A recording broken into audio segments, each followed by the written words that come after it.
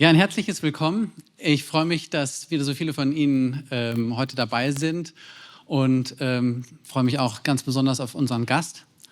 Ganz kurz zu mir.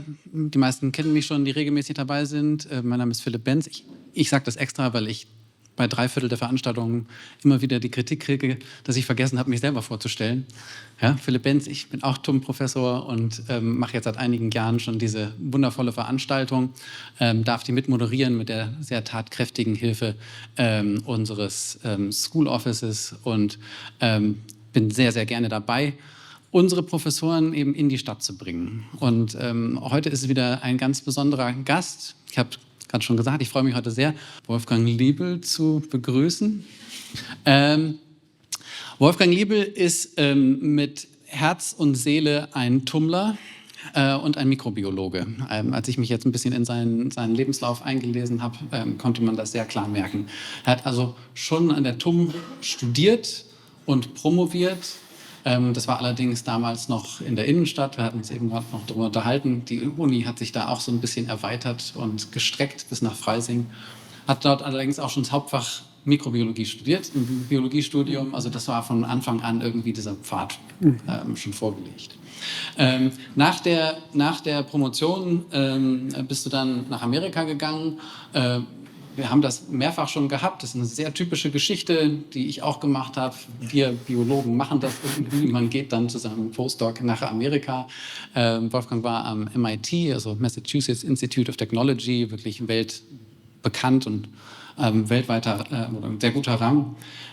Kam dann wieder zurück an die TUM. Da war die erste Wiederkehr, hat dann hier an der TUM habilitiert, um genau darauf dann sofort seinen ersten Ruf zu kriegen und uns dann zu verlassen, um nach Göttingen zu gehen. Und in Göttingen hatte er die Professur für genomische und angewandte Mikrobiologie. Und das Ganze bis 2008. Und da hat er wieder einen Ruf gekriegt nach anderen, die du ausgeschlagen hast, wenn ich es richtig gelesen habe. Und hat dann eben den Lehrstuhl für Mikrobiologie übernommen. Also die Nachfolge dann von dem Lehrstuhl, wo du in der Innenstadt dann wahrscheinlich schon gewesen bist, aber dann hier in Freising. Und ist eben seit 2008 einer der Lehrstuhlinhaber unserer großen Lehrstühle. Also wir haben ein paar von denen wirklich ganz großen, wie Mikrobiologie, Botanik, Zoologie. Und da geht wirklich viel, viel Lehre ab. Und das muss irgendwie organisiert werden.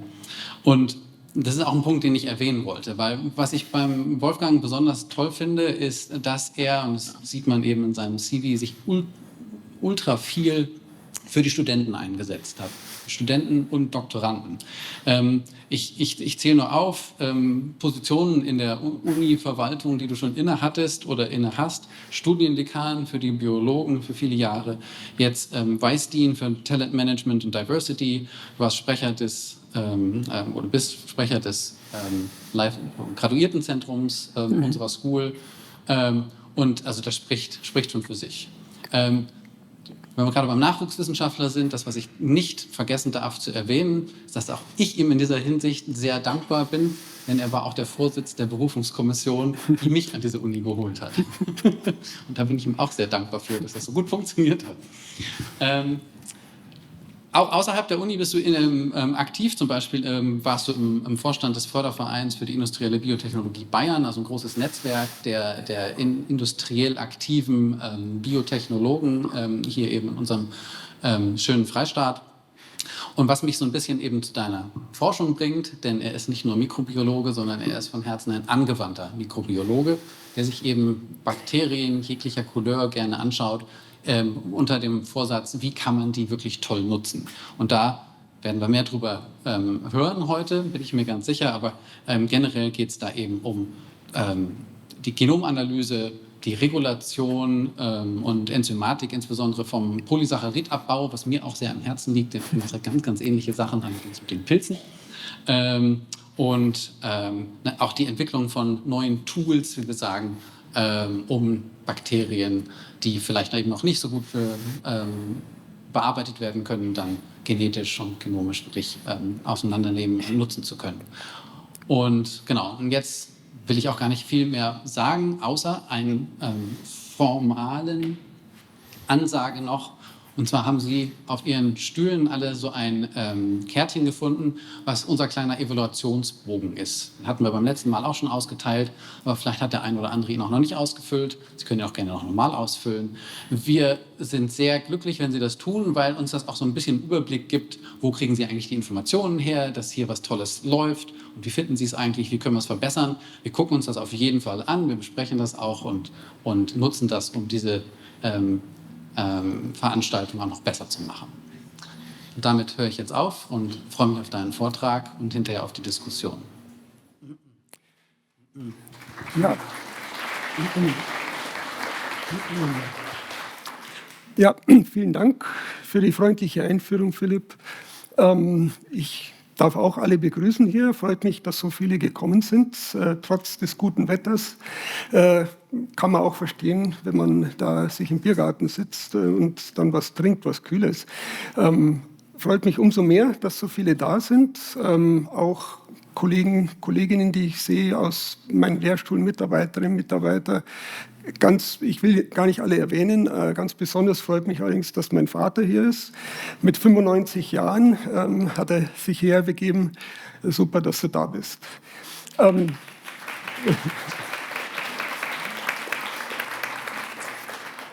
Ja, Philipp, vielen Dank für die Einführung. Ich will vielleicht nur eine Sache noch ergänzen, zusätzlich dazu, dass ich Tummler bin und sozusagen da dieser Universität schon sehr lange angehöre, bin ich auch mit der Stadt Freising schon lange verbunden, schon vor meiner Tummzeit. Ich habe nämlich in Freising auch Abitur gemacht am Kammerlohr-Gymnasium, kenne auch den Lindenkenner natürlich aus der Zeit schon.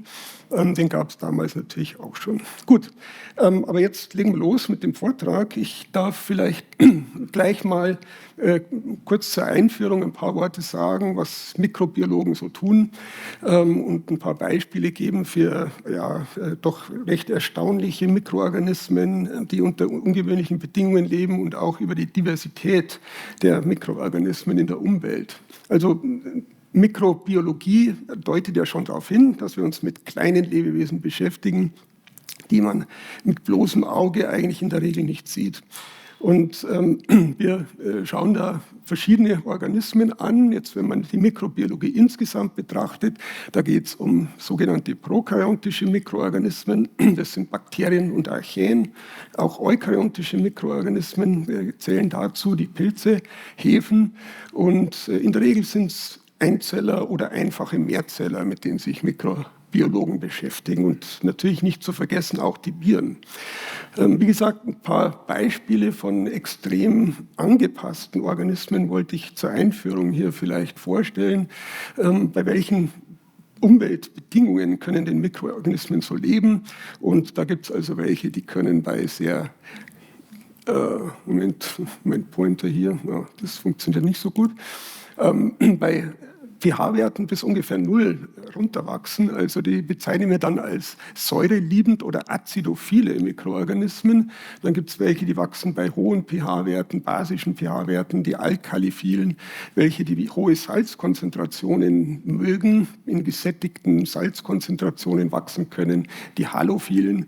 Und dann gibt es auch welche, die Druck nicht nur vertragen können, sondern hohen Druck sogar brauchen zum Leben. Das sind die sogenannten Piezo- oder Barophilen. Die findet man zum Beispiel in der Tiefsee oder auch in tiefen Sedimentschichten in der Erdkruste.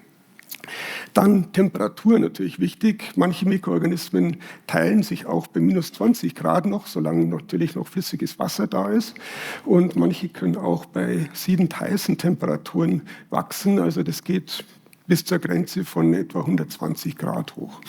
Die bezeichnet man dann, also die Kälteliebenden, das sind die Psychrophilen, die Wärmeliebenden sind die Thermophilen und da teilt man noch ein bisschen feiner ein, also die Extremthermophilen und die Hyperthermophilen und diese heißeste Klasse sozusagen, das sind solche, die wachsen optimal bei 80 Grad oder höher. Und Wir haben uns im Laufe der Zeit mit verschiedenen auch dieser extrem angepassten Organismen beschäftigt. Ich werde später noch ein bisschen was zu so säureliebenden Organismen sagen und auch was zu thermophilen. Und da habe ich auch gleich noch ein paar Beispiele dabei für thermophile Bakterien und Archaeen, die mit doch beachtlichen optimalen Wachstumstemperaturen aufwarten können. Und mit einem haben wir uns, oder mit zwei von diesen Organismen haben wir uns schon auch viel beschäftigt, mit Thermotoga maritima, das ist ein hyperthermophiles Bakterium, und Thermus thermophilus. Jetzt, wenn man diese Wachstumstemperaturen ansieht und jeder weiß, was passiert, wenn man ein Ei in die Pfanne schlägt oder in ziehend heißes Wasser gibt, dann stockt das Eiweiß. Ja. Es wird weiß, wird fest und das weist darauf hin, dass da irgendwas vor sich geht. Zunächst sind die Eiweißmoleküle da gelöst und die denaturieren, sagen wir, da geht die Struktur verloren und das bewirkt dann, dass letztlich dieses Stocken des Eiweißes passiert. Jetzt, wenn man diese Organismen anschaut, die nahe dem Siedepunkt des Wassers wachsen, und ich habe hier ein Beispiel für ein Enzym mitgebracht, das ist ein Eiweiß, das biokatalytisch aktiv ist, eine Acetylxylanesterase aus Thermotoga maritima. Und auf diesem Graph kann man sich anschauen, mit steigender Temperatur, ist auf der X-Achse angegeben, ab wann dieses Eiweiß seine Struktur verliert. So kann man das vielleicht beschreiben. Und man sieht, dass das erst bei Temperaturen über 100 Grad Celsius passiert. Also das sind extrem stabile Eiweiße, die eben bei normalen, auch heißen Temperaturen noch gut löslich sind. Ja. Nun kann man sich natürlich die Frage stellen, ja, was ist eigentlich extrem? Ja, und das ist immer eine Frage der Perspektive. Diese Bakterien, die bei extrem niedrigen pH-Werten wachsen oder bei extrem hohen Temperaturen, die sind evolutionär angepasst an diese Bedingungen. Für die ist es nicht extrem, für die ist es ganz normal. Ja, und ein Organismus, der bei 80 Grad optimal wächst, also die höchste Verdoppelungsrate hat, für den ist diese Temperatur eigentlich das Beste, was er sich vorstellen kann. Wenn man den auf niedrige Temperaturen bringt, jetzt so 30, 40 Grad, dann ist er wie eingefroren. Ja, also das ist immer eine Frage der Perspektive, was ist eigentlich extrem? Für diese Organismen ist es überhaupt nicht extrem. Jetzt haben wir ein paar Beispiele gesehen von extrem angepassten Mikroorganismen. Jetzt denke ich, ist hoffentlich allen klar, dass Mikroorganismen für uns, für den Menschen, aber auch für Tiere, für Pflanzen und für die Umwelt insgesamt extrem wichtig sind. Und das hat mit verschiedenen Dingen zu tun. Ich habe hier zwei wichtige Punkte aufgeführt. Einmal mit ihrer geringen Größe und gleichzeitig ihrer großen Zahl, die in der Umwelt vorkommt. Da sage ich gleich noch ein paar Worte dazu. Und was auch auf der Folie steht, ist wegen ihrer großen Diversität und der Diversität ihres Stoffwechsels. Und da kommen wir auch später im Vortrag noch mal drauf zu sprechen. Aber vielleicht noch zu der Größe im Punkt. Ich habe Ihnen hier zwei Kugeln aufgezeichnet. Die eine Kugel hat den halben Durchmesser der anderen Kugel. Wenn man diesen Kugeldurchmesser halbiert, dann verdoppelt sich dadurch das Verhältnis von Oberfläche zu Volumen. Und so muss man sich das vorstellen, wenn man immer kleiner wird mit Zellen, dass dieses Verhältnis Oberfläche zu Volumen immer größer wird dadurch. Und vielleicht an Zahlen mal veranschaulicht, wenn wir einen Würfel nehmen mit 1 Zentimeter Kantenlänge und wir sagen mal, das ist eine riesige Zelle. Ja. Das hat eine Oberfläche, dieser Würfel von 6 Quadratzentimetern. In diesen Würfel passen 10 hoch 12 Mikrowürfelchen hinein mit einer Kantenlänge von 1 Mikrometer. Das ist ungefähr die Größe von Bakterien. Und wenn man jetzt die Oberfläche von diesen 10 hoch 12 Mikrowürfelchen nimmt, dann kommen wir auf eine Oberfläche von 6 Quadratmetern. Und die Relation hier von 6 Quadratzentimetern zu 6 Quadratmetern, das ist ein Faktor 10.000 und die Oberfläche ist also 10.000-fach größer bei gleichem Volumen, wenn man viele kleine Zellen hat im Vergleich zu einer großen Zelle in diesem Beispiel. Diese Oberfläche, die ist aber extrem wichtig für alle Umsetzungen in der Umwelt. Und denn je mehr Oberfläche man hat, umso mehr Stoffaustausch kann passieren, umso mehr kann aufgenommen werden in die Zellen, umso mehr kann abgegeben werden. Und so ist insgesamt dieser Stoffaustausch eben viel besser und effizienter möglich, wenn wir viele kleine Zellen haben. Auch ein anderes Beispiel wäre die Atmungsrate. Wenn man sich anschaut, ein Bakterium hat ungefähr eine 10-fach höhere Atmungsrate als eine Hefezelle, die etwa Faktor 10 Durchmesser größer ist und eine etwa 100-fache Atmungsrate im Vergleich zu tierischen Zellen. Also das illustriert eben auch den Effekt dieser großen Oberfläche, wenn wir kleine Zellen haben, aber sehr viele davon. Ja, warum ist es, sage ich mal, interessant, sich mit unterschiedlichen Mikroorganismen zu beschäftigen, die Diversität sich anzuschauen? Da gibt es viele Gründe natürlich. Ich habe hier 3 wichtige aufgeführt. Wenn wir uns Menschen nur anschauen, wir tragen in und auf uns ja wahnsinnig viele Mikroorganismen, also 10 hoch 14 Bakterienzellen, etwa 1000 verschiedene Bakterienarten, die wir in und auf uns tragen. Und darunter sind viele mit ganz unterschiedlichen Eigenschaften, zum Teil auch Krankheitserreger dabei, zum Teil aber auch positive Mikroorganismen in unserer Darmflora, probiotische Bakterien und so weiter. Umwelt, ganz wichtig, Mikroorganismen in der Umwelt für Stoffumsetzungen. Wenn Sie den Kohlenstoffkreislauf auf der Erde anschauen, die Pflanzen fixieren ja Kohlendioxid in großer Menge, das sind so 130 Gigatonnen pro Jahr, die fixiert werden. Wenn jetzt diese Biomasse nicht wieder abgebaut würde, dann wird sich das ja immer weiter anhäufen. Das geht natürlich nicht. Und das sind die Mikroorganismen und das sind die Bakterien vor allem und die Pilze, die hier die Hauptarbeit leisten und auch wieder den Kohlenstoff sozusagen in den Kreislauf bringen. Stickstoffkreislauf, Schwefelkreislauf will ich jetzt gar nicht weiter darauf eingehen. In der Umwelt kommen Mikroorganismen eigentlich praktisch nie als Reinkulturen vor, also nur ein Organismus in Reinkultur, sondern es sind typischerweise immer Vergesellschaftungen, viele Organismen, die zusammenleben in irgendeiner Art. Auf Oberflächen sprechen wir da von Biofilmen. Da ist extrem wenig bekannt insgesamt über die Interaktionen in diesen komplexen Mikrobengemeinschaften. Also da gibt es wirklich noch viel zu lernen. 3. Punkt, Biotechnologie, natürlich ebenfalls extrem wichtig. Wie können wir dieses biotechnologische Potenzial, das diese Diversität von Mikroorganismen mit sich bringt, vielleicht auch nutzen für unsere Zwecke?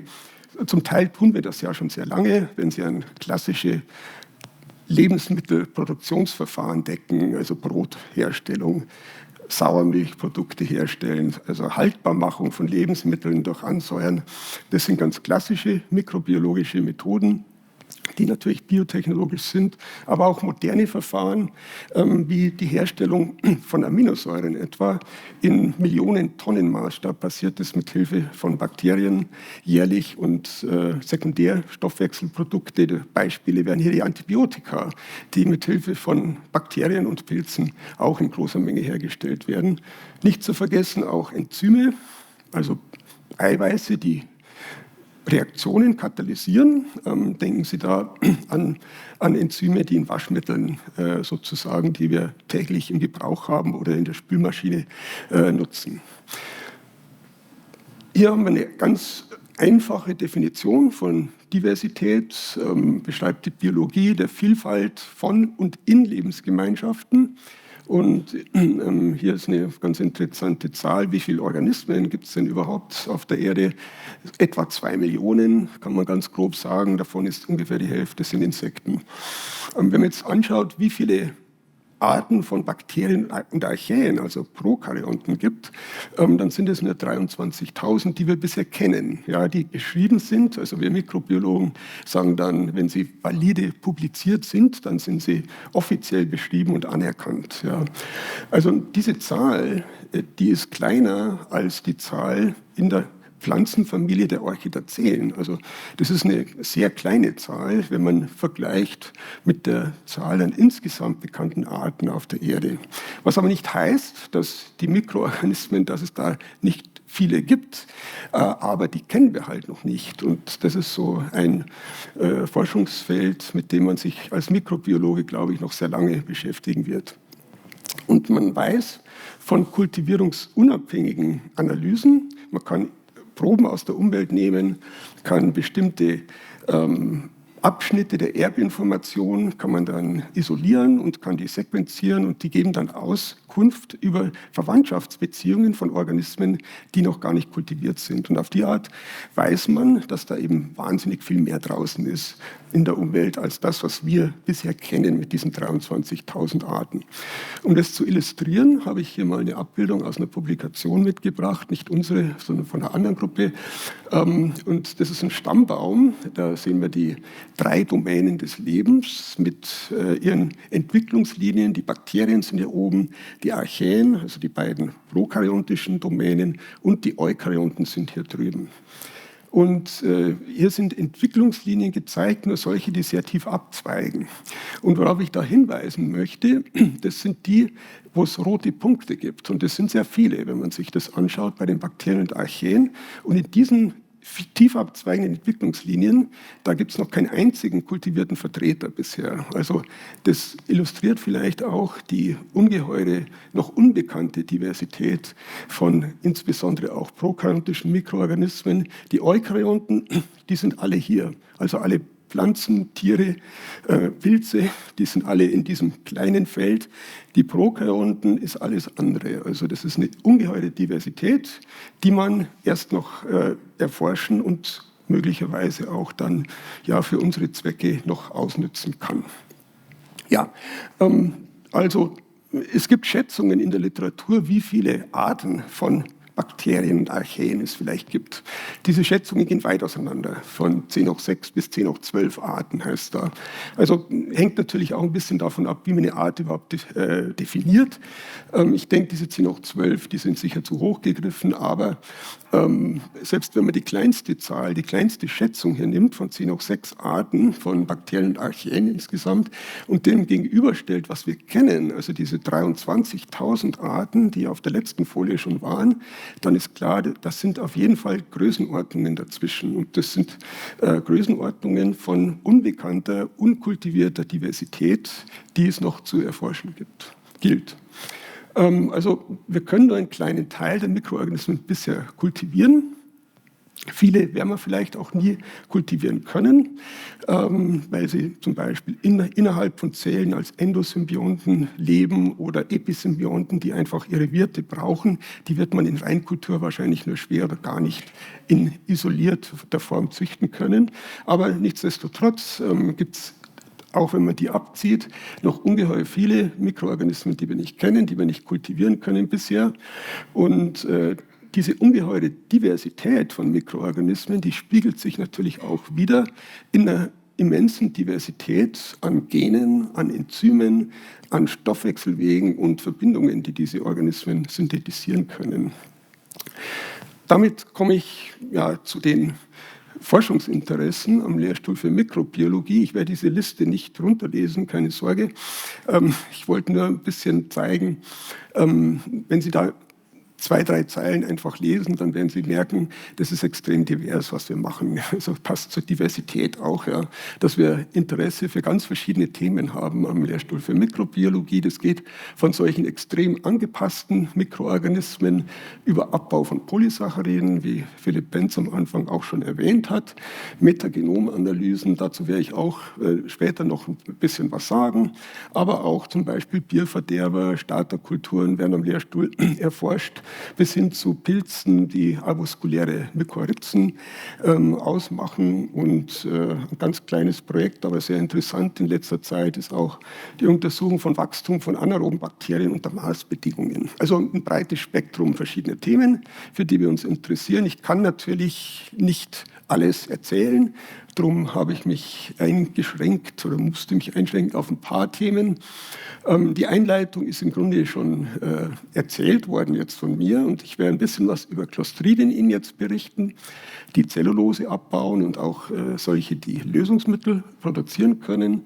Dann etwas über diese extrem angepassten Organismen und wie wir versuchen, diese zu nutzen, um neue Enzyme zu finden aus Umweltproben. Und dann am Schluss noch ein anderes Thema, Zellulose-Biosynthese durch säuretolerante Essigsäurebakterien.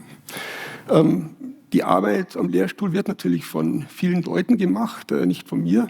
Und da möchte ich an der Stelle Dank sagen, auch allen Mitarbeitern, früheren und jetzigen Mitarbeitern. Jetzt sind hier nur Laborleiter, ehemalige und aktuelle und eine Auswahl von Doktoranden, die an den verschiedenen Themen gearbeitet haben. Also da ein großes Dankeschön für das Engagement, und auch Geld brauchen wir für die Forschung, und da sind die Geldgeber natürlich immer wichtig, damit wir überhaupt unsere Forschung betreiben können. Diese Folie habe ich vorhin schon gezeigt. Jetzt kommt aber unten noch was, nämlich nachdem wir diese ungeheure Diversität kennen, wir wissen, dass sie da ist aber noch nicht erschlossen. Und jetzt ist die Frage, wie können wir die denn erschließen?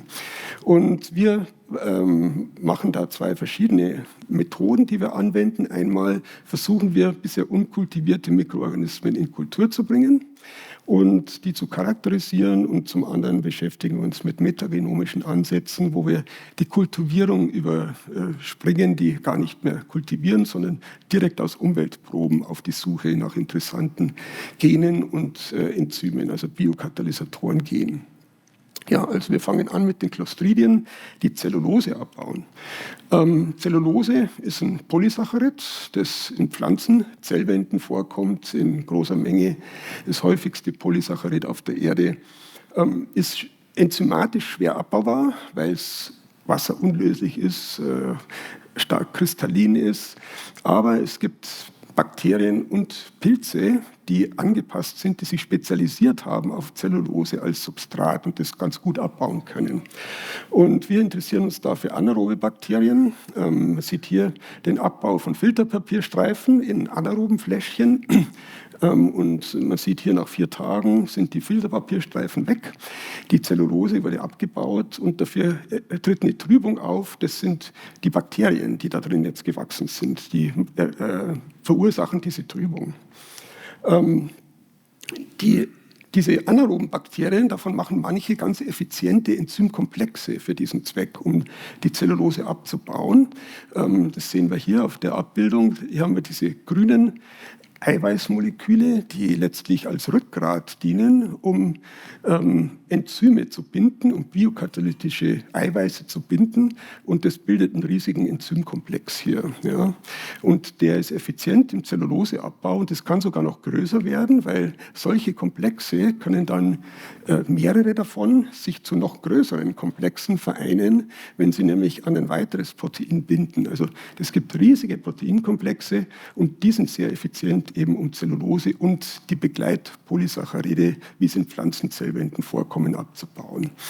Und ein Projekt, das wir bearbeitet haben in den letzten Jahren, das war die Untersuchung von Biogasanlagen und insbesondere mit dem Schwerpunkt dann auf Zellulose abbauende Organismen in diesen Biogasanlagen. Es gibt ja sehr viele Biogasanlagen, in Deutschland etwa 10.000, 2.500 etwa in Bayern. Die meisten werden bei Temperaturen um die 40 Grad betrieben. Es gibt aber auch thermophile Verfahren, die über 50 Grad laufen. Für die haben wir uns besonders interessiert, weil wir eben auch an diesen thermophilen Bakterien sehr interessiert sind.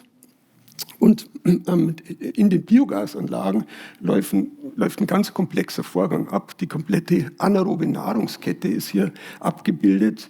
Da müssen die Polymere aus Biomasse abgebaut werden und also erstmal klein gemacht werden. Dann folgen Gärer, die bilden Säuren. Dann folgen acetogene Bakterien, die bilden dann auch wieder kleine Essigsäure, hauptsächlich Wasserstoff, CO2 wird gebildet.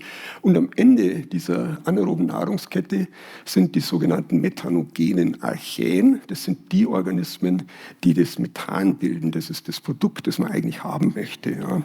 Und man weiß schon lange, da ist eine immense Diversität in diesen Biogasreaktoren, viele verschiedene Organismen, und von denen wir die meisten auch nicht kennen bisher, die meisten nicht kultiviert sind. Und deshalb haben wir uns da auf die Suche gemacht, insbesondere auf Zellulose abbauende Bakterien. Und aus thermophilen Biogasanlagen und Biogaslaborfermentern haben wir dann auch eine ganze Reihe isolieren können. Also wir haben neue Gattungen von Zelluloseabbauern und neue Arten beschreiben können. Also es hat mich selbst etwas überrascht, wie viele neue Zelluloseabbauer da zu finden waren. Denn an Zelluloseabbau wird ja schon sehr lange gearbeitet. Also schon seit vielen Jahrzehnten interessiert man sich für Zelluloseabbau. Aber wenn man die richtigen Methoden anwendet, Anreicherung mit mikrobiologischen Methoden, wie zum Beispiel diese Säckchen aus Nylongewebe, in die dann Filterpapier eingeschweißt wird und die kann man dann in solche Labor-Biogasreaktoren reinhängen oder in die richtige Biogasanlage und dann kann man nach bestimmten Zeiten Proben ziehen und schauen, was hat sich denn da angeheftet und Zelluloseabbauer dann weiter isolieren und zur Reinkultur bringen und die dann charakterisieren. Hört sich jetzt vielleicht einfach und straightforward an, ist aber eine Menge Arbeit. Also hier waren wirklich ein paar Doktoranden sehr intensiv beschäftigt, diese Einzelkulturen herzustellen, weil Arbeiten mit strikt anaeroben Bakterien ist auch nicht ganz einfach. Und das ist also eine große Leistung gewesen von diesen Doktoranden. Auch in mesophilen Biogasanlagen haben wir neue Arten von Zelluloseabbauern isolieren können. Und das heißt, hier, um das nur kurz zusammenzufassen, also wenn man die richtigen mikrobiologischen Methoden anwendet, neue Methoden sich ausdenkt, um Organismen, die einen interessieren, anzureichern, dann kann man viel wirklich entdecken, was bisher noch nicht kultiviert wurde. Wir bleiben bei den Clostridien, aber kommen jetzt zu den lösungsmittelbildenden oder solventogenen Clostridien. Hier ist ein Bild des Gärungsstoffwechsels. Da will ich jetzt natürlich nicht in die Tiefe gehen. Keine Sorge, müssen Sie auch gar nicht lesen können, was da steht. Vielleicht nur diese rot und violett geschriebenen Worte hier. Diese lösungsmittelbildenden Clostridien, die können nämlich gären. Zum Beispiel Glucose oder Stärke können die vergären unter anaeroben Bedingungen. Und die bilden zunächst Säuren, Essigsäure und Buttersäure. Und wenn der pH-Wert dadurch absinkt, dann kommt so ein Punkt, wo die dann ihren Stoffwechsel umschalten von der Säurebildung auf Lösungsmittelbildung. Und dann bilden sie Ethanol, Aceton und Butanol. Die machen das hauptsächlich deshalb, weil sie auf die Art Zeit gewinnen. Die merken, okay, pH sinkt ab, Bedingungen werden schlecht, jetzt kann ich mir noch Zeit erkaufen, indem ich hier nicht mehr weiter Säure bilde, sondern eben andere Produkte, die nicht ansäuern. Und dann kann ich Überdauerungszellen bilden, die heißen Endosporen in dem Fall. Also das ist dann die Phase der sogenannten Solventogenese. Und was wir uns da vorgenommen hatten in so einem Projekt, das war jetzt nicht aus Stärke, das man auch als Nahrungsmittel verwendet, oder Glucose gar, jetzt Butanol oder Aceton, Ethanol zu machen, sondern aus Neben- und Abfallprodukten, die Seitenströme sind aus der Agrarindustrie. Und warum eigentlich Butanol, ist hier extra noch gekennzeichnet. Butanol ist eine sehr wertvolle Chemikalie, die momentan hauptsächlich aus Rohöl gewonnen wird, ist aber eine ganz wichtige Chemikalie für verschiedene Zwecke. Als Lösungsmittel kann man es einsetzen natürlich, aber auch als Grundchemikalie für die Herstellung verschiedener anderer Verbindungen. Und man kann es auch Kraftstoffen beimischen, ist sogar besser geeignet eigentlich als Ethanol, den man jetzt zusetzt zu den Kraftstoffen, denn Butanol hat eine höhere Energiedichte als Ethanol, ist nicht hygroskopisch, zieht also kein Wasser an und damit ist es auch weniger korrosiv in den Motoren und so weiter. Also es gibt eine ganze Menge an Vorteilen. Es gibt schon lange eigentlich Butanol, Fermentationsverfahren und diese ABE-Fermentation, die wurde schon von Louis Pasteur entdeckt sozusagen, dass bestimmte Mikroorganismen unter anaeroben Bedingungen Butanol bilden können. Richtig zur großtechnischen Produktion ist es gekommen, so um die Zeit des Ersten Weltkriegs. Ein Wissenschaftler namens Chaim Weizmann, der hat hier Stämme isoliert und hat das wirklich zur Großproduktion geführt. Zu der Zeit hatte man vor allem Interesse im Ersten Weltkrieg an dem Aceton, weil damit konnte man Cordit herstellen. Das ist ein raucharmer Sprengstoff und auf die Art ist diese ABE-Fermentation letztlich zu großtechnischer Bedeutung gelangt. Und Herr Weizmann übrigens, der hat daraus auch Profit geschlagen, war politisch auch involviert. Später, natürlich etliche Jahre erst nach dem Zweiten Weltkrieg, als der Staat Israel gegründet wurde, wurde Herr Weizmann dann der erste Präsident von Israel auch. Also der hat seine Wissenschaft und seinen Einfluss, den er gewonnen hat, dazu auch nutzen können, um in gewisser Weise auch politisch dann in eine andere Schiene zu begeben. Es gab großtechnische Verfahren für Butanolherstellung oder Acetonbutanol-Ethanolherstellung in verschiedenen Ländern der Erde. Die sind dann allerdings in den 60er bis 90er Jahren wieder heruntergefahren und aufgehört worden, einfach weil das Rohöl viel zu billig war. Und da konkurrieren dann solche mikrobiologischen, fermentativen Verfahren, haben es dann ganz schwer überhaupt zu konkurrieren. Aber in den letzten 20 Jahren gibt es jetzt wieder ein paar Anlagen, die auch Butanolproduktion im Auge haben. Und vielleicht ist es ja auch in Zukunft wieder deutlich attraktiver, als es bisher war, eben mit der ganzen Entwicklung, die wir heute sehen, auf dem Energiesektor, fossile Verbrennung, Klimaerwärmung, das kommt alles zusammen. Werden wir mal sehen. Unser Ziel war jedenfalls in diesem Projekt, jetzt Nebenströme aus der Mühlenindustrie mal anzuschauen, ob wir die verwerten können für die Butanolherstellung. Dazu ein paar Zahlen zur Mühlenindustrie in Bayern. Pro Jahr werden etwa 4 mal 10 hoch 6 Tonnen Getreide vermahlen, um 1,3 Millionen Tonnen Mehl zu produzieren. Dabei fallen 250.000 Tonnen Mühlenprodukte an, also Nebenprodukte dieser Mühlen. Dazu zählen Nachmehle, Grießkleie, Kleie. Diese Nebenprodukte, die in doch recht großen Tonnagen anfallen, die kann man auch als den Futtermitteln für Tiermast zusetzen und wird auch gemacht. Aber in Bayern gibt es nicht ausreichend viel Vieh, um all diese Nebenprodukte zu verfüttern.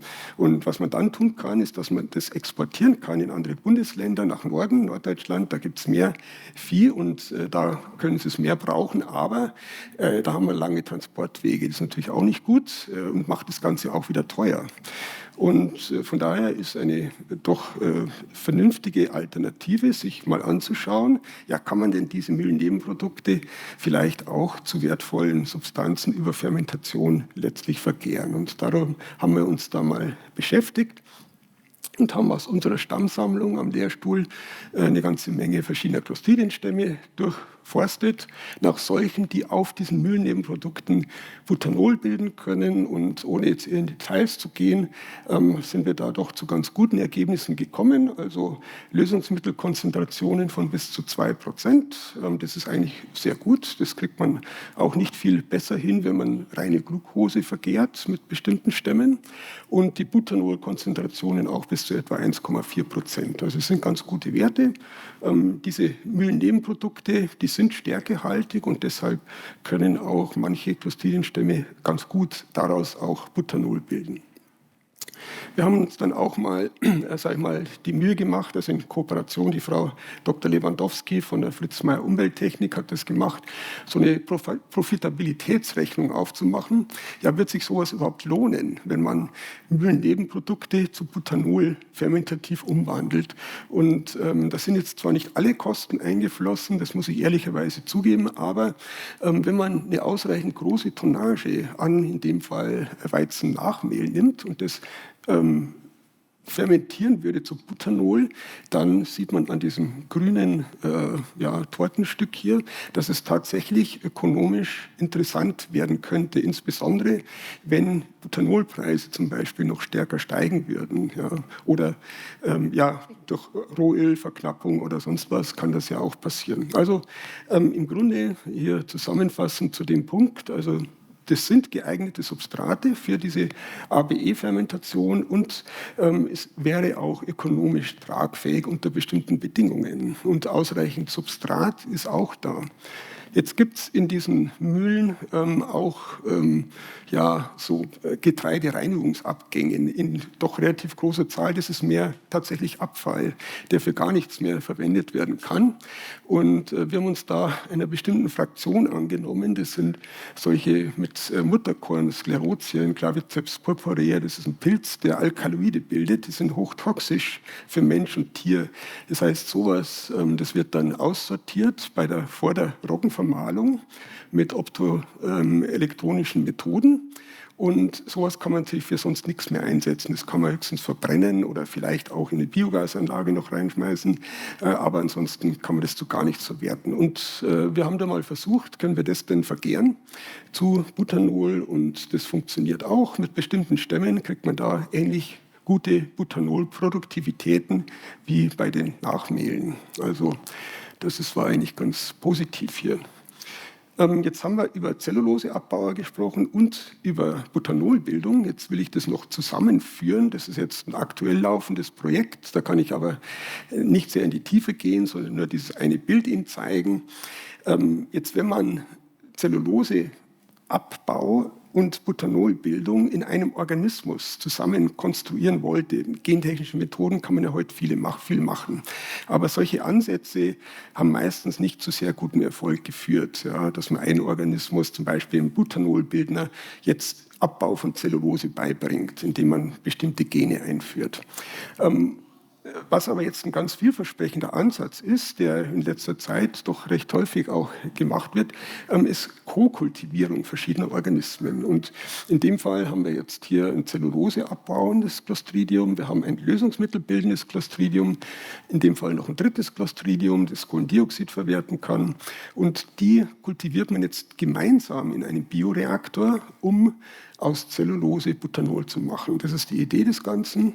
Also man nimmt die Organismen mit ihren Fähigkeiten, auf die sie evolutionär optimiert sind. Also die einen halt sind sehr gut im Zelluloseabbau, die anderen sind sehr gut in der Butanolbildung und man bringt die jetzt zusammen in einer Kultur und will auf diese Art dann eben aus einem Substrat ein Produkt machen. Damit das funktioniert, muss man allerdings erreichen, dass bei der Fermentation in diesem Bioreaktor nicht eine der Clostridien verloren geht. Und das kann leicht passieren, weil die wachsen auch unterschiedlich schnell und dann kann einer den anderen überwachsen. Das wäre schlecht. Und deshalb muss man hier Anstrengungen unternehmen, diese verschiedenen Organismen in der Kokultur metabolisch voneinander abhängig zu machen. Also Beispiel, das eine Clostridium bildet ein Gärprodukt, das die anderen Clostridien brauchen, um überhaupt wachsen zu können.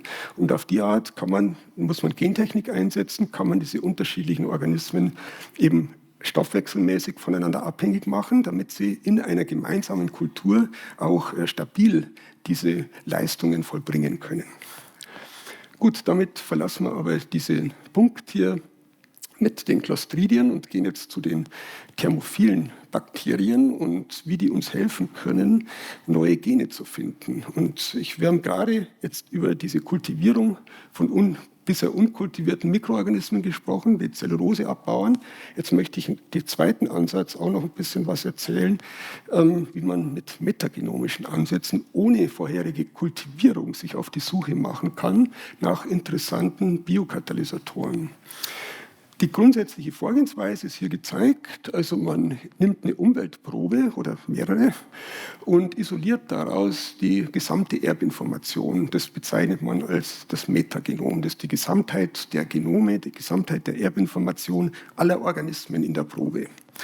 Man kultiviert dazu aber gar nicht mehr. Ja? Und dann kann man diese Erbinformation, die DNA, nehmen, eine Genbibliothek daraus herstellen, die in einen Wirtsorganismus einführen. Damit kriegt man dann Tausende, Abertausende von rekombinanten Klonen. Und jeder Klon trägt dann ein Fragment aus dieser Umwelt-DNA. Und die kann man dann einsetzen, um nach interessanten Eigenschaften zu suchen. Zum Beispiel nach Biokatalysatoren, nach Enzymen, beispielsweise solche, die jetzt Zellulose abbauen oder Hemicellulose abbauen. Mit so einfachen Plattentests kann man da nach Klonen suchen. Also das ist eine Methode, die wir auch anwenden. Die meisten Labors, die sowas machen auf der Welt, die nutzen Escherichia coli als Wirtsorganismus. Das ist der am besten bekannte Organismus. Da gibt es viele gut funktionierende genetische Werkzeuge dafür. Aber es hat auch einen Nachteil, denn wenn man darauf angewiesen ist beim Screening, dass dann man aktive Biokatalysatoren und aktive Enzyme hat, dann muss das Gen, das in dem Organismus hier abgelesen wird, das muss auch zum aktiven Eiweiß führen, zum aktiven Enzym. Und das ist bei weitem nicht immer der Fall, denn diese Gene müssen kompatibel sein mit dem zellulären Apparat von dem Wirtsorganismus, damit sie dann am Ende ein aktives Enzym dann auch produzieren. Das heißt, der Wirtsorganismus, der fungiert sozusagen als Filter hier. Wir haben sehr viele Umweltgene, die wir eben rekombinant in diesem Organismus kloniert haben, aber nur ein kleiner Teil davon wird dann ausgeprägt in den Klonen und nur die wird man sehen, wenn man so ein funktionsbasiertes Screening wie auf diesen Platten vorher gezeigt macht. Das heißt, wir haben hier einen limitierenden Faktor durch den Wirtsorganismus Escherichia coli. Und unser Ansatz ist jetzt da, alternative Wirtsorganismen zu etablieren, zusätzlich zu E. coli, damit wir auch andere Organismen hier nehmen können, um auf die Suche zu gehen. Und einer unserer Modellorganismen hier ist ein Thermophiler, das ist Thermus thermophilus, wächst bis etwa 85 Grad, extrem thermophil, ist aber auch genetisch sehr gut traktierbar und deshalb haben wir den ausgewählt. Wir haben erstmal in langwieriger Arbeit genetische Werkzeuge generieren müssen und etablieren müssen, um ganze große Genbibliotheken in den Organismus einführen zu können, gehe ich jetzt natürlich nicht im Detail darauf ein. Das hier zeigt das Ergebnis eines Demonstrationsbeispiels.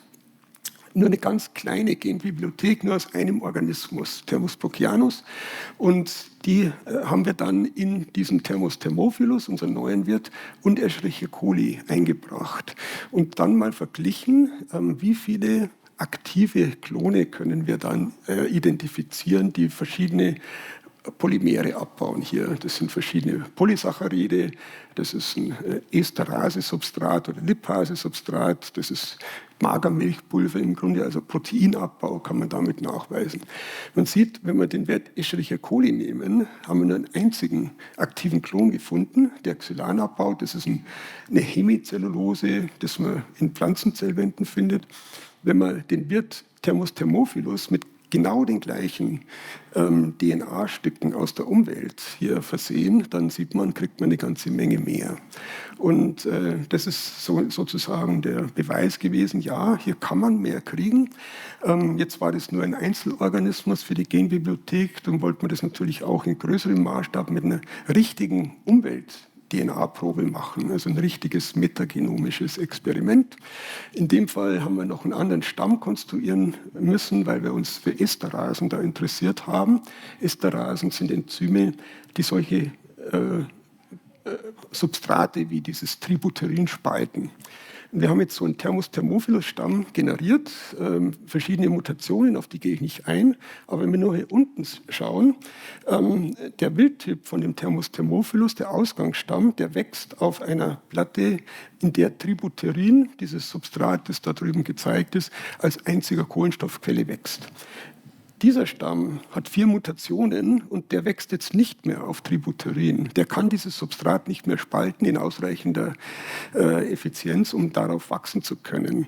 Und damit hat man eigentlich einen guten Stamm, um ein sogenanntes Komplementationsscreening aufzusetzen. In dem Fall geht man dann so vor, wenn man jetzt Umweltgene einführt, wenn ein Umweltgen dabei ist, das eine Esterase kodiert, die dann so eine Bindung spaltet, dann sollte der Organismus wieder in der Lage sein, auf diesem Substrat zu wachsen. Und auf die Art kann man viele Tausende solche Klone durchforsten und nach eben solchen Genen suchen, die für Esterasen kodieren. Und hier ein Beispiel, was da rausgekommen ist. Also 2 Esterase wurden identifiziert, die zu den bekannten Esterase-Familien, die man zu der Zeit, als das gemacht wurde, nicht dazu passen, also nicht nahe verwandt worden zu den bekannten Esterase-Familien. Also, und das sind auch noch thermostabile Enzyme, weil wir einen thermophilen Wirt verwendet haben. Also sind alles, was wir da finden, sind dann auch Enzyme, Biokatalysatoren, die auch thermostabil sind. Ja. Und gerade bei Esterasen ist sowas sehr interessant, weil die können jetzt nicht nur für den Abbau von Estern genutzt werden, sondern auch für biochemische Synthesen, industriellen Maßstab und so weiter. Und da sind thermostabile Enzyme sind sehr wertvoll, weil sie sehr robust sind in industriellen Verfahren auch. Da gehe ich jetzt ganz schnell drüber. Also ich wollte nur darauf hinweisen, dass ein Doktorand jetzt gerade noch daran arbeitet, jetzt noch weitere Bazillen jetzt als alternative Wirtsorganismen zu etablieren. Und da wollen wir uns dann auch auf die Suche machen. Eins dieser Bakterien, dieses Subclifiella horikoshi heißt der, das ist ein alkaliphiles Bakterium, also ein Organismus, der basische Bedingungen liebt. Und da könnte man sich vorstellen, hoffentlich, dass man dann zum Beispiel Enzyme identifizieren kann, die unter alkalischen Bedingungen gut aktiv sind, wie zum Beispiel Enzyme, die man in Waschmitteln einsetzt. Gut, letzter Punkt, auf den ich noch eingehen möchte, ist Zellulose-Biosynthese in Essigsäurebakterien. Bevor ich aber auf die Essigsäurebakterien komme, bringe ich Ihnen noch mal diese Tabelle ein bisschen hier ausgebleicht. Aber die Azidophilen, die Säureliebenden, sind noch da. Und da möchte ich nur auf diesen einen Organismus hinweisen. Mit dem haben wir uns auch vor etlichen Jahren mal beschäftigt. Das ist das azidophilste, was man überhaupt kennt auf der Erde. Der Organismus heißt Pegrophilus torridus, das ist ein Archeum. Der wächst optimal bei pH 0,7 und bei 60 Grad optimal. Ja? Also zwei Extreme, die der hier in sich vereint. Der kann sogar noch bei pH-Werten unter 0 wachsen, wenn man ihn anpasst vorher. Und das entspricht einer verdünnten Schwefelsäure und gleichzeitig bei hoher Temperatur. Also das ist schon wirklich unglaublich extreme Bedingungen, denen der ausgesetzt ist. Der stammt aus so ähnlichen Habitaten wie auf dem Bild, also vulkanische Gebiete, geothermisch aufgeheizt, schwefelreich, da findet man solche Organismen. Das ist übrigens auch noch ein Organismus, der den niedrigsten zytoplasmatischen pH-Wert hat aller Organismen, die man kennt, bin pH 4,6. Normale Zellen haben meistens pH-Werte, die relativ neutral sind, so vielleicht 6,5, 7 in der Gegend. Ja. Gut, jetzt kommen wir zu den Essigsäurebakterien. Essigsäurebakterien sind Säure angepasst und säureliebend und manche Essigsäurebakterien werden, wie der Name schon hinweist, für die Essigsäureherstellung, für die Essigherstellung eingesetzt, wie zum Beispiel manche Acetobacter-Stämme. Was die machen und was die besonders auszeichnet, ist, dass sie bei extrem hohen Essigsäurekonzentrationen leben können und überleben können. Normale Bakterien, für die ist 0,5% Essigsäure schon letal, die können bis über 20% Essigsäure bilden.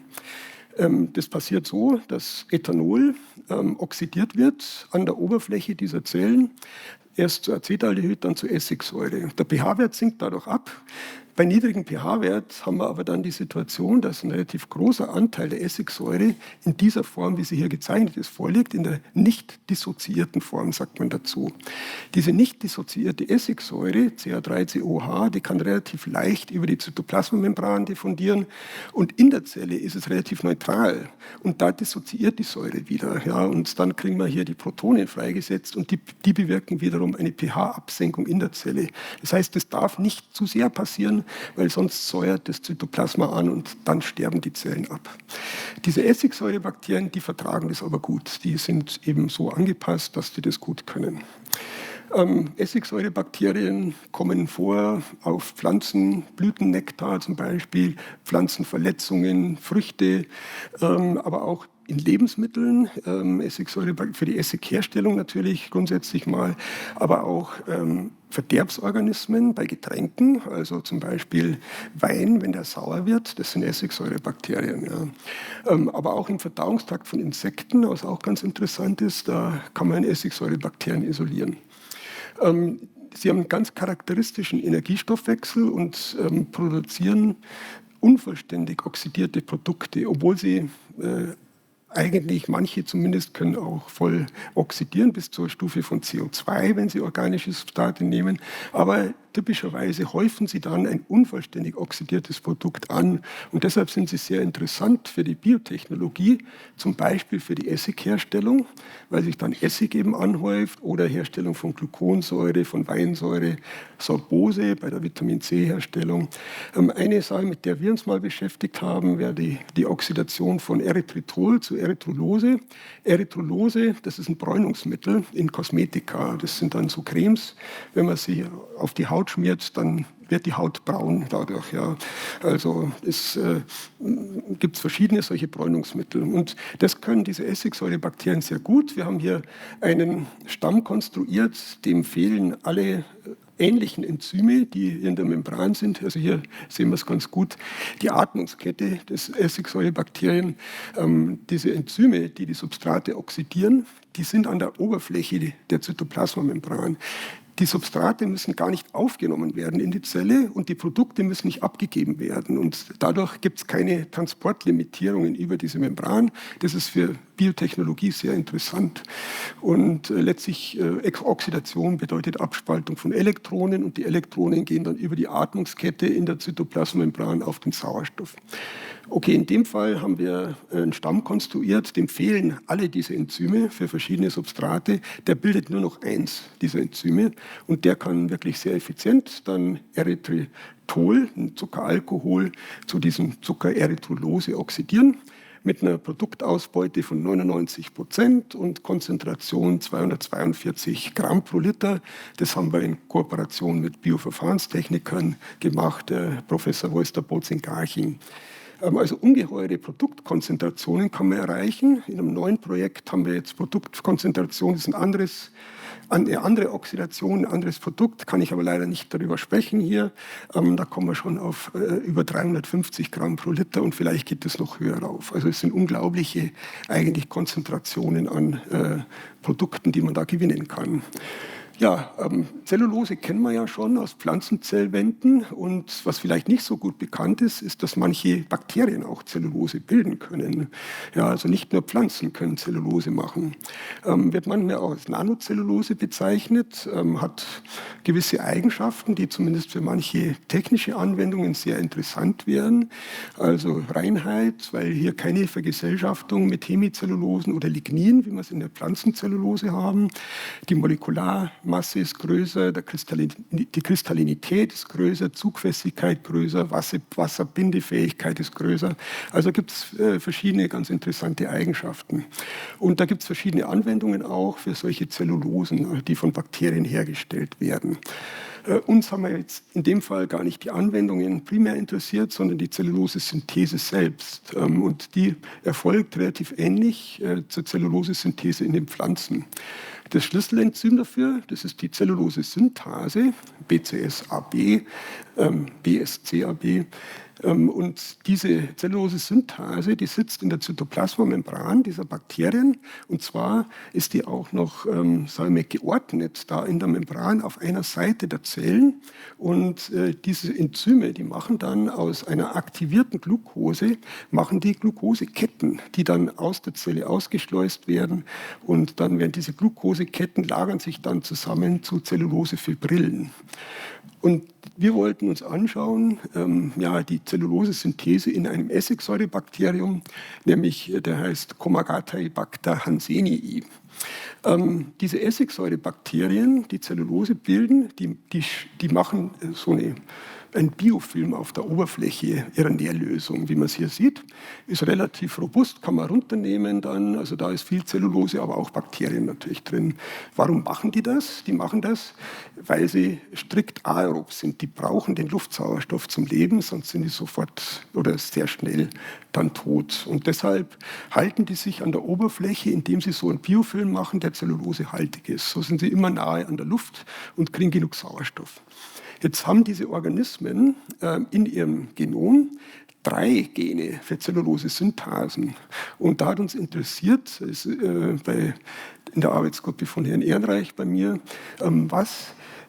wozu brauchen die denn 3 Zellulose-Synthasen? Das war nicht geklärt. Und wir haben das dann durch Mutationen uns angesehen und durch Expression einzelner Zellulose-Synthasen in Stämmen von diesem Komagataibacter hansenii.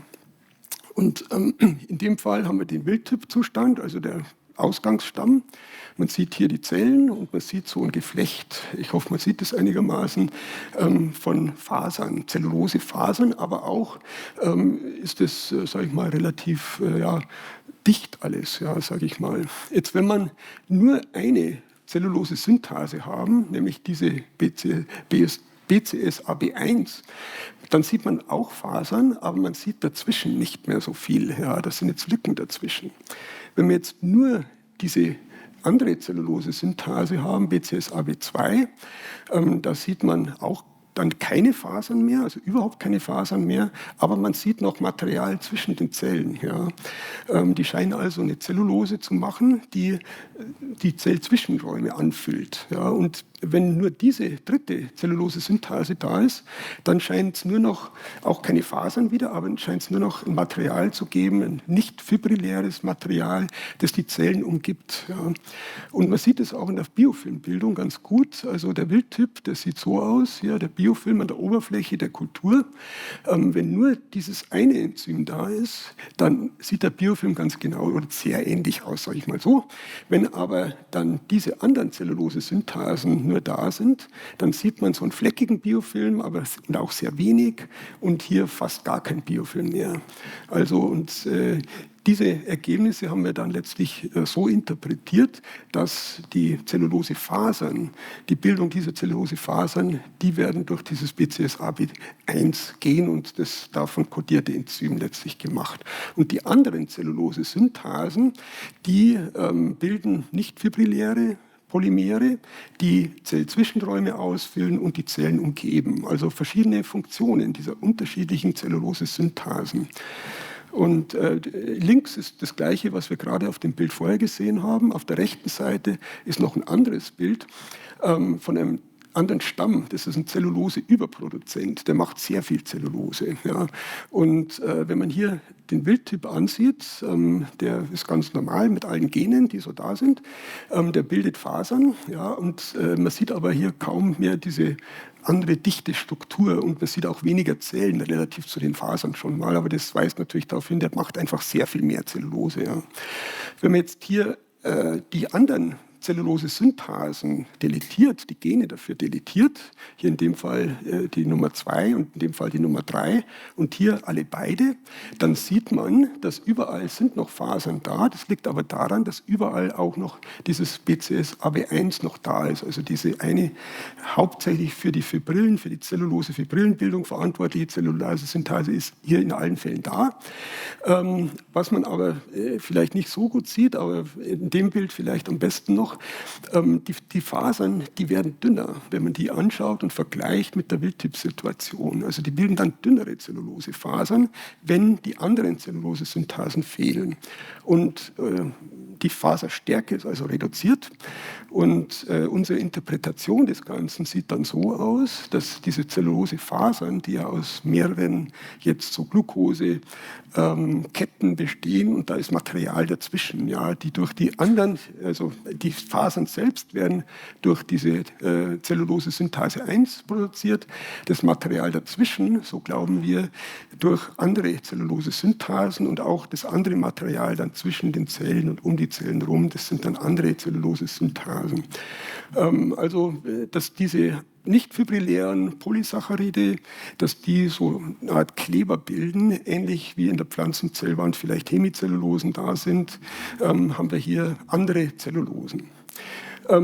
Das Ganze kann man vielleicht auch noch weiterspinnen, nämlich wenn man sich das, sage ich mal, überlegt, was kann man jetzt damit anfangen? Und ich bin ja auch schon eingeführt worden als jemand, der sich für Anwendungen interessiert.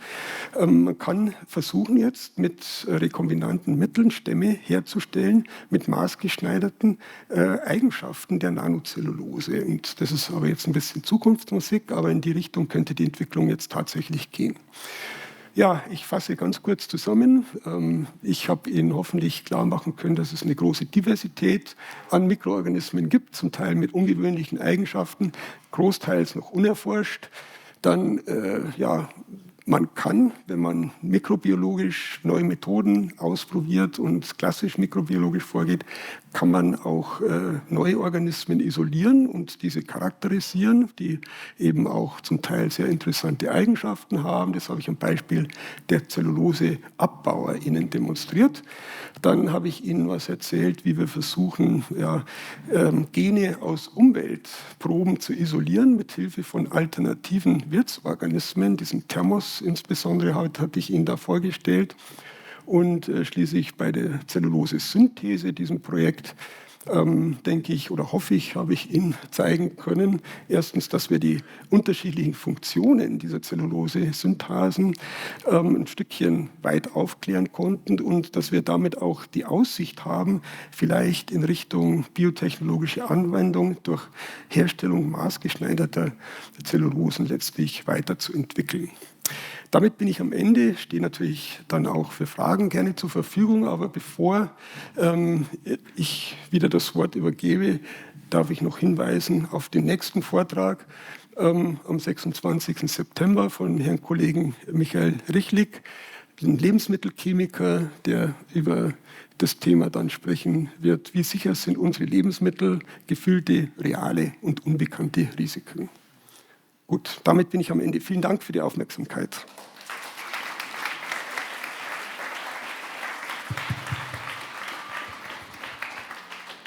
Ganz herzlichen Dank, Wolfgang. Ich gehe mal wieder vor dem Mikrofon weg.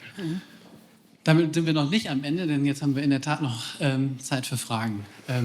Meine kleine Zusammenfassung, die ich mir gerade überlegt habe, beziehungsweise während deines Vortrags mir klar geworden ist, ist, dass ich auf meine allerersten Mikrobiologie-Praktika irgendwie wieder gestoßen bin, wo wir eben auch über die Kleinheit dieser Mikroorganismen das erste Mal gelernt haben. Und ich weiß noch, eine der ersten Sachen, die ich dort mitbekommen habe, ist, wenn du siehst, womit du arbeitest, dann hast du zu viel.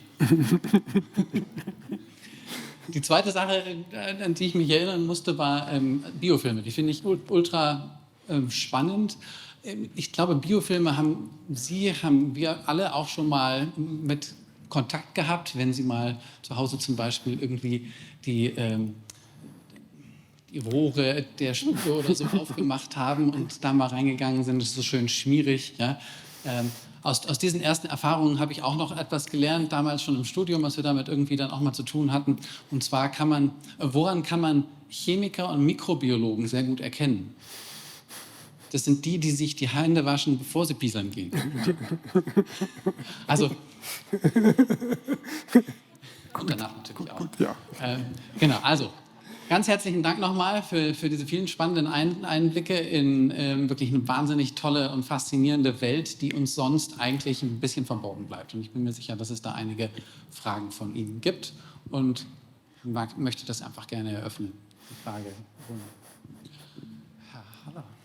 Ich fange jetzt einfach mal an. Geht es? Sollte gehen. Also gut. Wolfgang, vielen Dank für den tollen Vortrag. Ich habe mich ja immer gefragt, weil du die Zellulose abbauenden Organismen, also Clostridien beispielsweise, du weißt ja, wir arbeiten viel am Darm und wir essen viel Zellulose. Warum um Gottes Willen siedeln sich im Darm keine Zellulose abbauenden Clostridien an?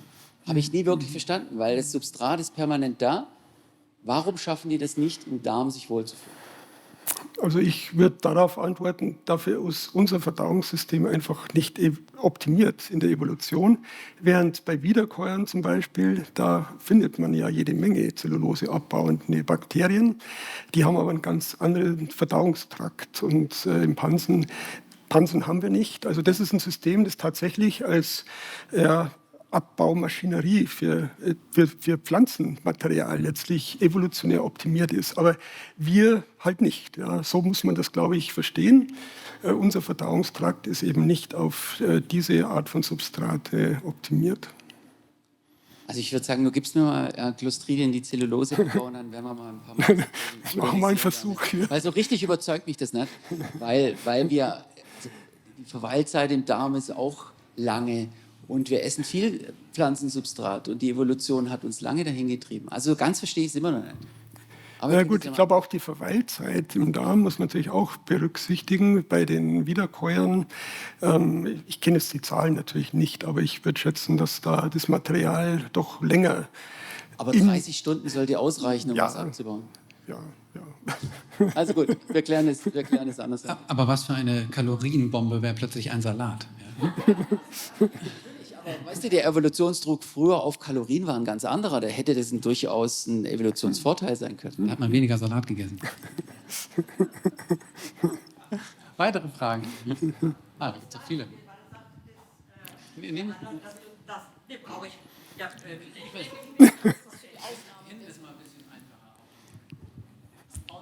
na gut, dann nehmen wir das halt.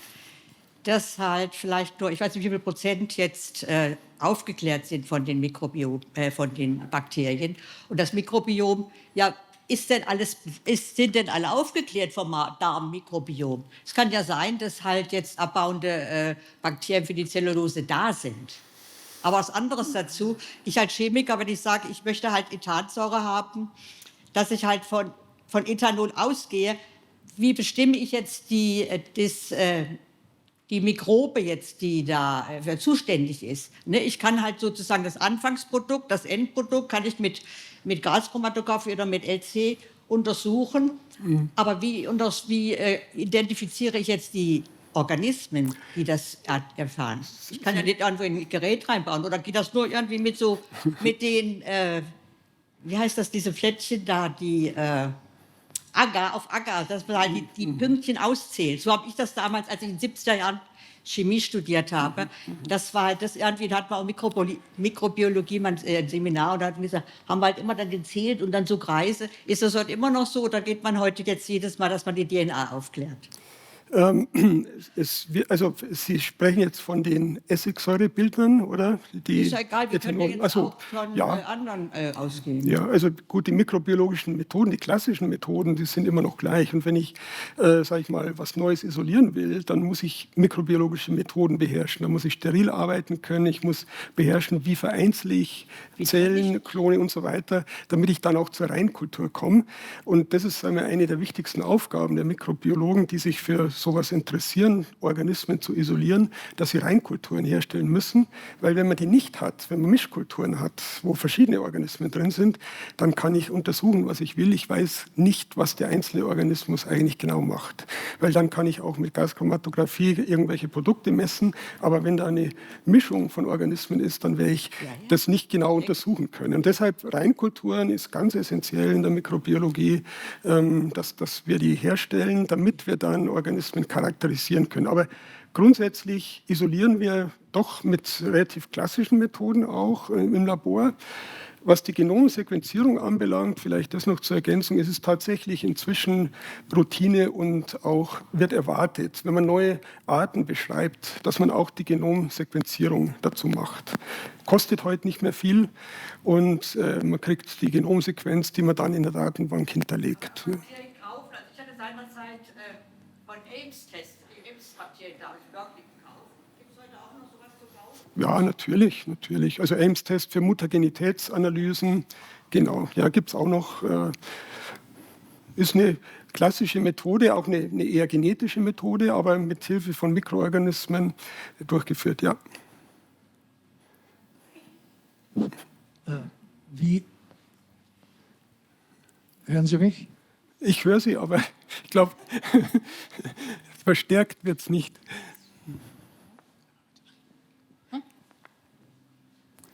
Zweiter Versuch, besser? Ja. Ja. Wie gelangen Ihre Forschungsergebnisse in die Praxis? Wie kommt zum Beispiel der Betreiber einer Biogasanlage an eine Ihrer Reinkulturen zur Verbesserung des Zelluloseabbaus? Also solche Praxisversuche machen wir tatsächlich nicht. Es ist auch etwas umstritten, wie viel es bringt, jetzt Biogasanlagen animpfen zu wollen. Denn man muss dann schon relativ viel Animpfkultur reingeben. Wir brauchen ja nicht nur die Zelluloseabbauer, wir brauchen die gesamte anaerobe Nahrungskette.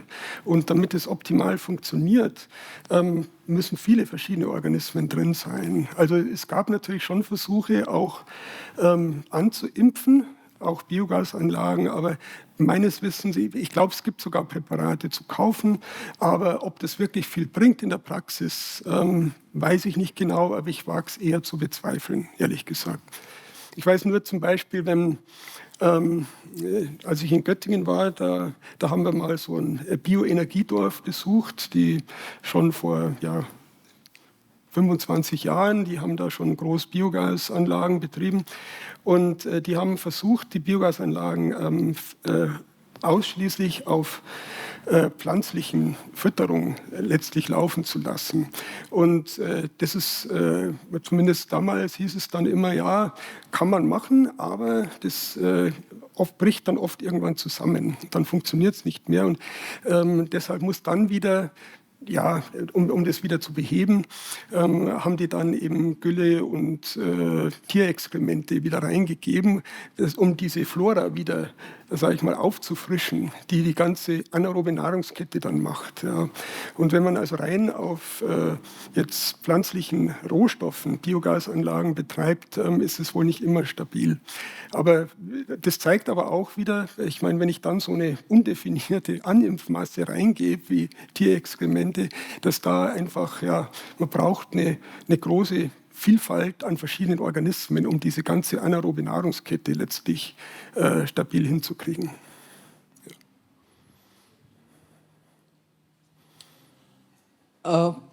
Sie haben ja erzählt, unter welchen extremen Bedingungen diese Mikroorganismen leben, extrem Säure, basisch, Hitze.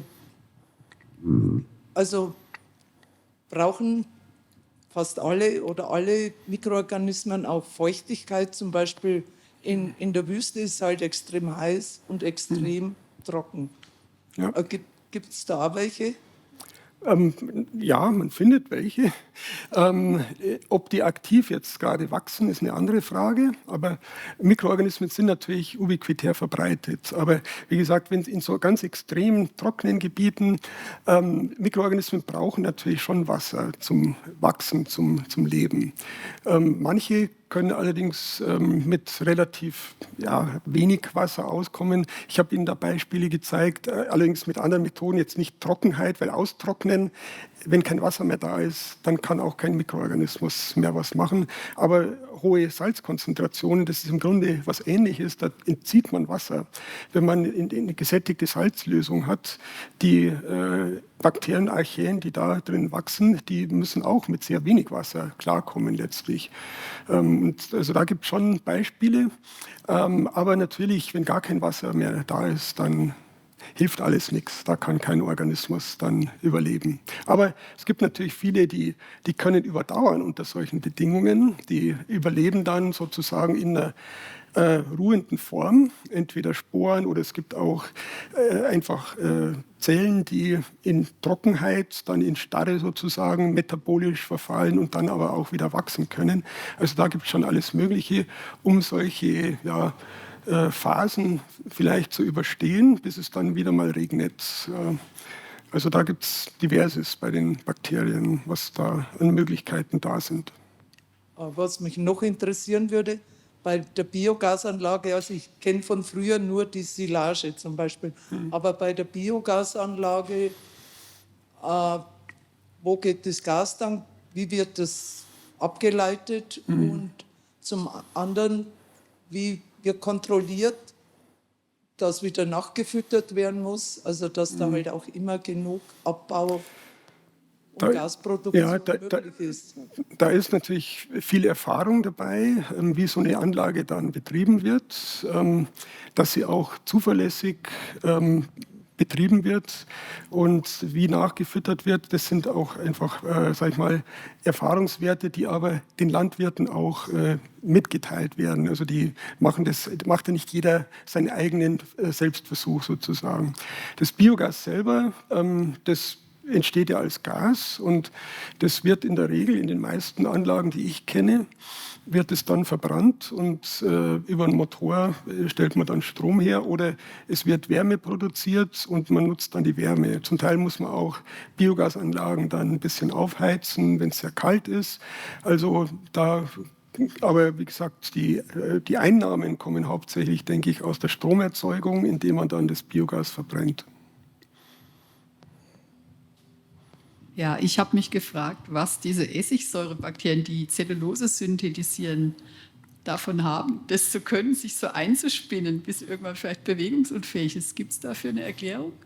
Ja, die machen das tatsächlich, also die bilden diesen Biofilm, man sagt manchmal auch eine Kamhaut dazu, das auf der Oberfläche schwimmt. Also man kann ja auch, manche machen ja vielleicht auch selber Essig. Das kann man auch spontan kriegen oder inzwischen kann man auch bei eBay Essigmutter kaufen und kann dann zum Beispiel aus Wein selber Essig herstellen. Und auch da bildet sich dann so ein Biofilm an der Oberfläche.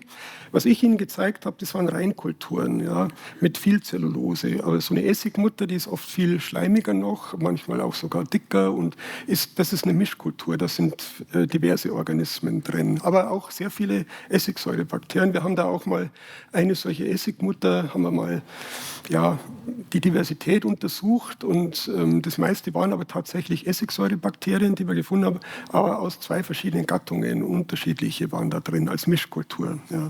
Die dann geschützter oder wie? Die machen tatsächlich die Zellulose, um an der Oberfläche zu schwimmen. Die können auch im flüssigen Medium sich bewegen, aber natürlich in dem Biofilm dann bewegen sie sich nicht mehr, dann schwimmen sie an der Oberfläche.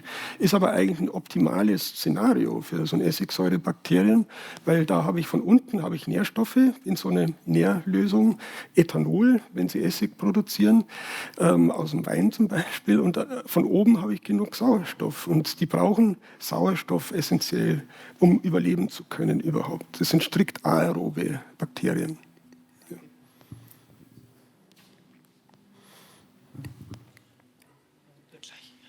Wie werden bei diesem Screening diese Fragmente von der DNA aus der Genbibliothek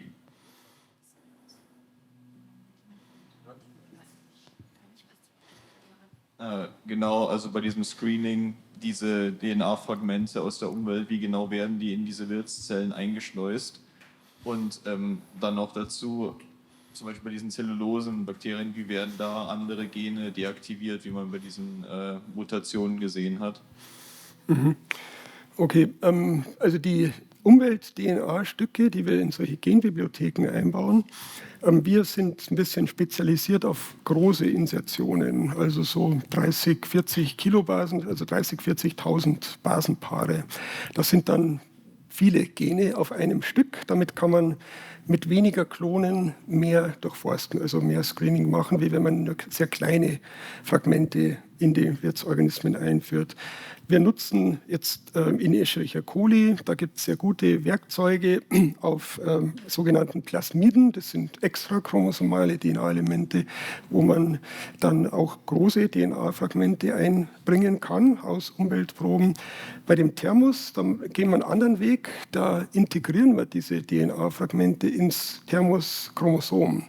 Also das ist dann stabil im Chromosom eingebaut und nicht auf einem separaten DNA-Fragment. Aber in allen Fällen versuchen wir immer recht große DNA-Stücke da zu klonieren und dann die Genbanken zu durchforsten. Dann muss man einfach auch weniger Klone durchforsten, je größer die Insertionen sind, die wir da haben. Was war die zweite Frage nochmal mit den... Wie man diese mutiert. Ach, die Mutationen herstellt, ja genau. Also da haben wir eigentlich langjährig im Labor von Herrn Ehrenreich bei mir, haben wir Methoden entwickelt, um solche Mutationen effizient einzuführen.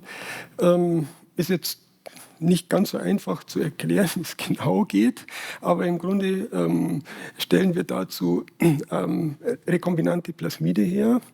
Wenn wir was deletieren wollen, dann nehmen wir DNA-Stücke des Chromosoms, die den zu deletierenden Bereich flankieren und bringen die auf dem eingeführten DNA-Fragment zusammen. Also, und dann erfolgt sogenannte Rekombination, wenn dieses Plasmid eingeführt wird in die Zelle, und durch Rekombination wird dann sozusagen was ausgetauscht zwischen Plasmid und dem Chromosom, und wenn das richtig funktioniert, dann wird eben dieses Fragment, das Gen, deletiert. Das ist dann einfach nicht mehr da, weil über die Rekombination dann der Zustand drin ist, wie es in dem Plasmid eigentlich künstlich hergestellt wurde.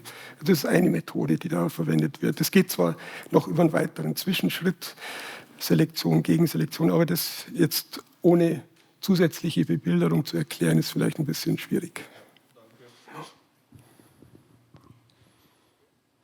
Meine Frage ist gar nicht wissenschaftliche Details, sondern eine Anmerkung von Ihnen hat mich sehr nachdenklich gemacht. Die Wissenschaft, die Forschung braucht Geld und ohne diese finanzielle Investoren oder Interessen könnten wir Wissenschaftler nicht forschen. Und ich möchte Ihnen sagen, als jemand aus diesem Volk und auch mit Verantwortungsbewusstsein, die Wissenschaft sollte in einem demokratischen Staat frei sein, unabhängig von irgendwelchen Geldgebern. Und die Wissenschaft sollte auch zum Wohl der Gesellschaft dienen. Und welche Wohlergebnis haben Sie jetzt für uns angeboten? Das waren Forschung und Sie sind ein Mitarbeiter für die Investoren und das finde ich traurig. Danke. Okay, also ich meine, Forschung an Universitäten wird hauptsächlich auch zum Erkenntnisgewinn gemacht. Also da geht es nicht ausschließlich darum, dass wir jetzt tatsächlich damit Geld verdienen. Und wenn wir mit Firmen kooperieren wollen, kann man das natürlich tun, um dann auch die Firma weiterzubringen. Das ergibt sich auch manchmal. Wir hatten auch schon öfter Firmenkooperationen, wo dann wir mit Firmen zusammenarbeiten an einem bestimmten Ziel. Andere Geldgeber, wie zum Beispiel die Deutsche Forschungsgemeinschaft, da ist die Anwendung nicht so das Hauptziel, sondern da geht es wirklich um Grundlagenforschung, also neue Erkenntnisse gewinnen, die uns wissenschaftlich einfach was sagen und etwas erklären. Und in dem Kontext will ich zum Beispiel unsere Untersuchung zur Zellulose-Synthese sehen. Und da haben wir schon viel gelernt durch diese Arbeit und können jetzt, sage ich mal, tatsächlich sagen, welche Zellulose-Synthase, wozu ist die da in der Zelle überhaupt? Also das sind reine Grundlagen im Grunde jetzt. Das kann mal zu einer Anwendung führen, ja, aber so weit ist es noch nicht. Ich habe aber so die Perspektive versucht auch aufzuzeigen, dass man vielleicht da schon zu Anwendungen kommt, wenn man das weiterspinnt. Ich gebe Ihnen recht, natürlich ist es schön, wenn man frei forschen kann und ausreichend Mittel dafür hat. Wir Wissenschaftler sind natürlich schon frei zu entscheiden, wo wir und mit welchen Projekten wir Geld beantragen, aber wir brauchen natürlich die Fördermittel, um diese Forschung zu betreiben. Das gerade molekularbiologische Forschung ist auch relativ teuer, das heißt, das kann man nicht jetzt irgendwie aus der Schublade finanzieren. Aber im Grunde bin ich schon frei und das ist eigentlich das, was mich auch an meinem Beruf schon sehr begeistert, dass ich mir das aussuchen kann, an welchem Projekt forsche ich jetzt eigentlich, wo schreibe ich einen Antrag, den ich einreiche und wenn ich den bewilligt kriege, kann ich das machen. Und das braucht es aber auch, diese Anträge schreiben zum Beispiel, weil dadurch gibt es auch eine Kontrolle. Also wenn man jetzt jedem Wissenschaftler einfach Geld in die Hand drücken würde und sagt, mach jetzt, was du willst, da ist dann wenig Kontrolle dahinter. Während so haben wir in der Wissenschaft so ein Peer-Review-Verfahren, wo andere Kollegen draufschauen und sagen, ja, macht es Sinn, wird da wahrscheinlich auch was Erfolgreiches rauskommen. Und auf der Basis werden dann die Mittel auch vergeben. Und wie gesagt, das ist so ein, auf der einen Seite darf ich schon frei forschen, was ich will, aber ich muss mir halt über solche Anträge und die Begutachtung von anderen Wissenschaftlern, muss ich mir auch das Geld irgendwo her beschaffen, damit ich diese Arbeiten machen kann, die mich interessieren. Gibt es noch eine Frage? Eine Frage dazu. Bitte nennen Sie doch ein Beispiel von einer Firma, mit der Sie gerade intensiv zusammenarbeiten oder die gerade eine Doktorarbeit finanziert. Im Moment arbeite ich mit keiner Firma intensiv zusammen. Ich selbst gehe in 2 Jahren in den Ruhestand. Ich habe jetzt keine aktuellen intensiven Firmenprojekte laufen, aber wir hatten viele in der Vergangenheit. Wir haben mit Henkel zum Beispiel zusammengearbeitet. Henkel Waschmittelproduzent. Ja, da ging es auch um die Herstellung von Waschmittelproteasen mit Hilfe von Bacillen. Ich habe mit Wacker Chemie zusammengearbeitet, zum Beispiel für Enzyme für den Abbau von Hemicellulosen. Also es gibt schon eine ganze Reihe von Firmen, mit denen wir Kooperation hatten. Letztlich auch in einem Projekt mit Klüverindustrie. Das ist jetzt erst vor einem halben Jahr ausgelaufen. Das war ein Verbundprojekt zur Butanolbildung, auch mit solventogenen Clostridien. Und da war die Firma eigentlich daran interessiert, ob man damit dann mit diesem Biobutanol mit Hilfe von weiteren Schritten Schmiermittel am Ende herstellen kann. Also die haben das auch so interessant gefunden, dass sie sich da eingebracht haben in so ein Verbundprojekt, halt mit der Perspektive, vielleicht damit eben mehr biobasierte Produkte in Schmiermittel, was ja traditionell eigentlich fast ausschließlich fossilbasiert ist. Also das sind, glaube ich, schon ganz gute Beispiele von auch sehr sinnvollen Industriekooperationen.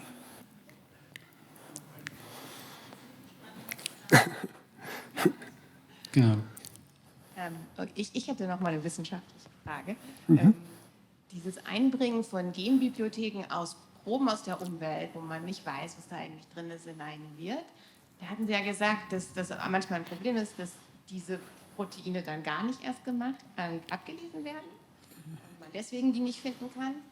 Aber ich stelle mir jetzt vor, ist es nicht auch, also diese Enzyme und Proteine, die arbeiten ja nicht alleine in den Zellen, sondern brauchen ja Partner, die ihnen helfen, die Funktion auszuführen, die sie da haben.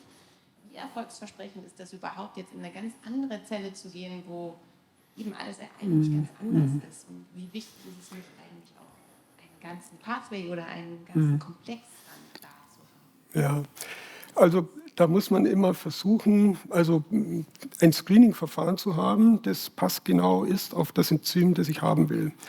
Wenn ich jetzt so Polysaccharid abbauende Enzyme nehme, wie Zellulasen oder so, oder Hemicellulasen, da kann ich relativ einfach mit Plattenassays schauen, wenn ein rekombinanter Stamm so ein Enzym macht für eine Xylanase oder eine Zellulase, dann sehe ich das an der Hofbildung.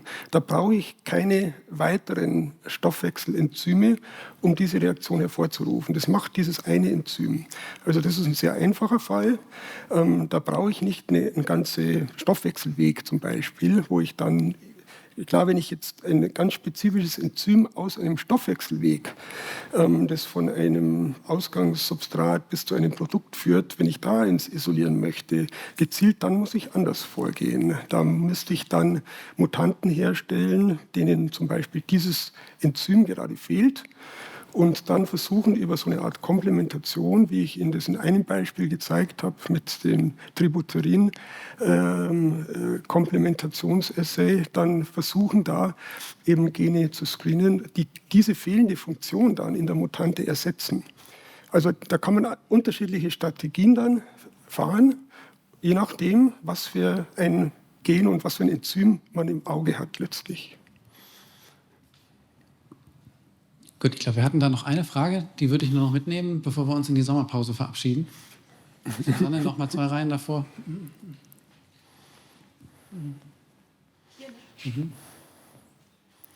Ja, heute ist mehrfach der Ausdruck Biofilm gefallen. Jetzt wird zum Beispiel dieses Verfahren verwendet bei Indoor-Aquakulturen, um im geschlossenen Wasserkreislauf Stickstoff abzubauen. Haben Sie sich auch damit schon befasst? Also Stickstoff abbauen, also Sie meinen vielleicht Stickstoff in Abwässern oder ich kenne jetzt diese... Es sind so plattenartige Formationen, wo dieses Brauchwasser, also die vorher die Fische geschwommen sind, abgekotet haben, dann runterrieselt und wo sich dann im Laufe von mehreren Wochen oder Monaten dieser Film bildet. Ja, also im Grunde ist das, so gehe ich kenne jetzt das System selber nicht, muss ich gestehen, aber ich gehe davon aus, das ist ein ähnliches System von Mikroorganismen, wie man es bei der Abwasserreinigung auch hat. In Kläranlagen, da wollen Sie zum Beispiel organische Verunreinigungen und auch Stickstoff aus organischem Material loswerden.